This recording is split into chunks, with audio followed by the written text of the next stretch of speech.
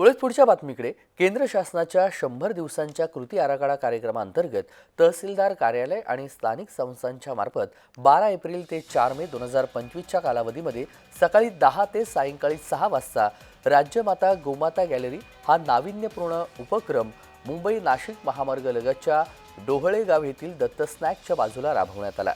देशी गायींचं भारतीय संस्कृतीमध्ये वैदिक काळापासून असलेलं स्थान, देशी गायींच्या दुधाची मानवी आहारातील उपयुक्तता, आयुर्वेद चिकित्सा पद्धती, पंचगव्य उपचार पद्धती आणि सोबतच देशी गायींच्या शेण आणि गोमूत्रांचं सेंद्रिय शेती पद्धतीमध्ये असलेलं महत्त्वाचं स्थान विचारात घेऊन देशी गायींना यापुढे राज्यमाता गोमाता म्हणून 30 सप्टेंबर 2024 रोजीचं शासन निर्णय अन्वये घोषणा करण्यात आलेली आहे आणि त्याच अनुषंगानं या उपक्रमाचं आयोजन करण्यात आलं।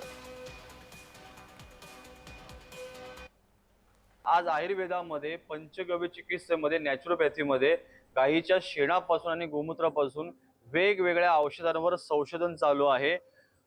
परराज्यामध्ये किंवा परराष्ट्रामध्ये किंवा परदेशामध्ये गायीच्या शेणावर गोमूत्रावर अभ्यास चालू आहे शास्त्रज्ञांचा। कारण गायीचा गोमूत्रामध्ये आणि शेणामध्ये एवढी काही प्रचंड शक्ती आहे की शेणाचा उपयोग जर आपण शेतीसाठी केला तर आपल्याला जे बाहेरचं आपण जे रासायनिक खतं वापरतो आहे ते खतं वापरण्याची आपल्याला गरज नाहीये।